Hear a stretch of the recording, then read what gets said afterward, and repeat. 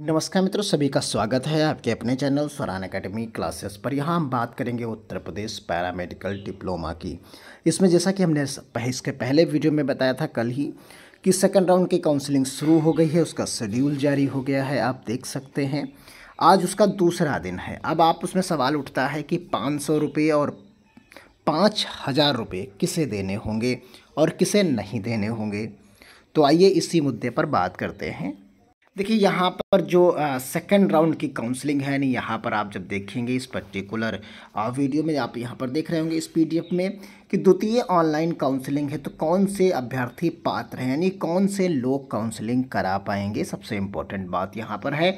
तो यहाँ पर पहला पॉइंट अगर आप पढ़ेंगे तो लिखा होगा कि ऐसे अभ्यर्थी भाग ले सकते हैं जिन्हें प्रथम ऑनलाइन काउंसलिंग में प्रतिभाग नहीं किया, यानी जिन्होंने अभी तक कोई काउंसलिंग यानी पहली काउंसलिंग में भी भाग नहीं लिया।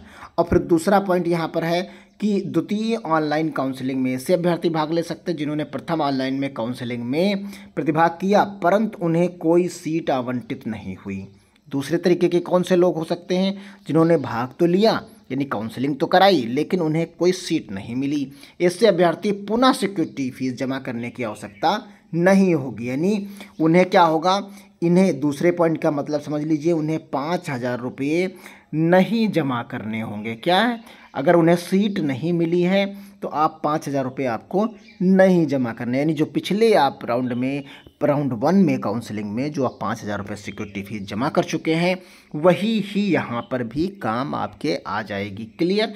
यानी दूसरा पॉइंट बहुत इंपॉर्टेंट है, आप समझ गए होंगे कि 5000 रुपये किसे नहीं जमा करना है। यानी आपने राउंड 1 में काउंसलिंग कराई और वहाँ पर आपने जो है 5000 रुपये जमा किए सिक्योरिटी फीस के रूप में। जब जमा किए फिर आपको क्या हुआ कि कॉलेज ही नहीं मिला।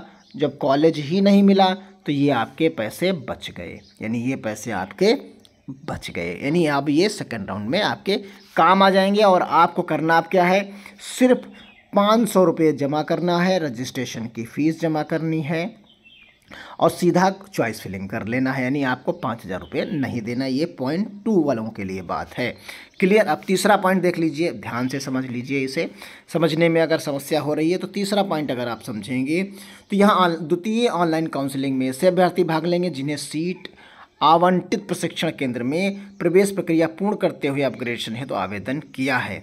यानी जिन लोगों ने राउंड 1 में अपग्रेड कर दिया, जिन्होंने अपग्रेड कर दिया तो वो लोग भी पार्टिसिपेट कर सकते हैं। प्रक्रिया पूर्ण कर ली और अपग्रेड कर दिया तो वो लोग यहाँ पर पार्टिसिपेट कर सकते हैं।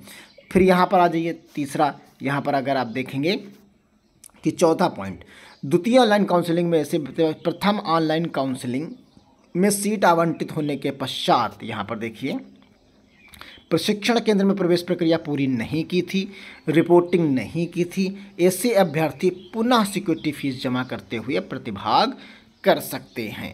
क्लियर? अब आप देखिए यहाँ पर क्या हुई समस्या। आप देखिए जो इसके पहले वाला पॉइंट था, इसके पहले वाले पॉइंट को बहुत बारीकी से समझ लीजिए, यहीं पर आपको कन्फ्यूजन होगा।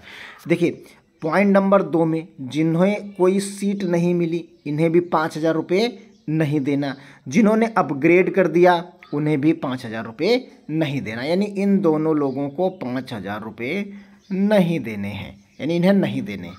क्या आप समझ लीजिए, इन्हें नहीं देने हैं। अब आ जाइए चौथा पॉइंट, जिन्होंने काउंसलिंग तो कराई प्रथम ऑनलाइन की लेकिन प्रवेश प्रक्रिया पूर्ण नहीं की और उन्हें ऐसे अभ्यर्थियों को सिक्योरिटी फीस जमा करते हुए प्रतिभाग करने का मौका दिया गया है। यानी जिन्होंने काउंसलिंग कराई और सीट अलॉट हो गई लेकिन उन्होंने प्रक्रिया पूर्ण नहीं की तो इन्हें क्या करना है, इन्हें 500 रुपये तो सभी को देना है, जैसे कोई भी हो सभी को 500 रुपये देने हैं। तो 500 रुपये और प्लस ये सिक्योरिटी फीस 5000 रुपये दोनों, यानी 5500 रुपये इन्हें ऐसे लोगों को देना है जिन्होंने काउंसलिंग में कॉलेज तो अलॉट हुआ लेकिन उन्होंने क्या किया, जो है सिक्योरिटी फ़ीस नहीं जमा करते हुए और आगे का, यानी सिक्योरिटी फ़ीस का मतलब यहाँ पर नहीं जमा किया और आगे की प्रक्रिया पूर्ण नहीं की। तो क्लियर है? तो इसलिए इन्हें पूरा 5500 रुपये यहाँ पर देना पड़ेगा। और द्वितीय अभ्यर्थी भाग ले सकते हैं जिनका प्रथम ऑनलाइन काउंसलिंग संबंधित केंद्र द्वारा कोई डॉक्यूमेंट निरस्त कर दिया गया था। अब ऐसे अभ्यर्थी भी होंगे जिन्होंने काउंसलिंग में कॉलेज अलॉट हो गया लेकिन जब प्रथम प्रशिक्षण केंद्र पर वो गए तो उनका डॉक्यूमेंट जो है क्या सही जो है निरस्त कर दिया गया, परंतु अभ्यर्थी द्वारा दूसरे चक्र में डॉक्यूमेंट अपना सही करा लिया। 10वीं और 12वीं के प्राप्त अंकों के प्रतिशत के आधार पर संशोधन स्वीकार्य नहीं होगा, क्योंकि इसके आधार पर योग्यता सूची में परिवर्तन हो जाएगा। केवल संशोधन 10वीं और 12वीं के जो अंक हैं उनमें अगर आपकी कोई त्रुटि है तो आपकी समस्या वही बनी रहेगी। अगर इसके अलावा कोई डॉक्यूमेंटेशन में समस्या थी तो उसे आप सुधरवा लीजिए और आप यहाँ पर पार्टिसिपेट कर सकते हैं। तो मोटे तौर पर एक समराइज कर देते हैं कि 500 रुपये सभी को जमा करना है, यानी सभी अभ्यर्थियों को जमा करना है जिन्होंने चाहे पहले राउंड में काउंसलिंग की हो, चाहे सीट मिली हो, चाहे ना मिली हो, चाहे प्रतिभाग ना किया हो, सभी को 500 रुपये देने हैं। 5,000 रुपये किसे देने हैं? 5,000 रुपये उन्हें नहीं देना, सिर्फ एक ही तरीके के लोगों को नहीं देना कि जिन लोगों को जो है सीट नहीं मिली, जिन्हें सीट नहीं मिली पहले राउंड में, जिन्हें सीट पहले राउंड में नहीं मिली उन्हें 5,000 रुपये नहीं देने। बाकी इसके अलावा जितने तरीके के लोग हैं या अपग्रेडेशन जिसने किया उसे नहीं देना, प्रक्रिया पूर्ण कर ली उन्हें नहीं देना, बाकी सभी लोगों को 5,000 रुपये यानी पूरे 5,500 रुपये देने होंगे। क्लियर है? तो आप समझ गए होंगे बिना किसी दिक्कत के। तो उम्मीद करते हैं आप चीज़ों को प्रॉपर वे में, अपग्रेडेशन की प्रक्रिया आप सभी लोग जानते हैं। अपग्रेडेशन अभ्यर्थी प्रवेश प्रक्रिया चॉइस को छोड़कर अपग्रेड है तो चॉइस देना होगा।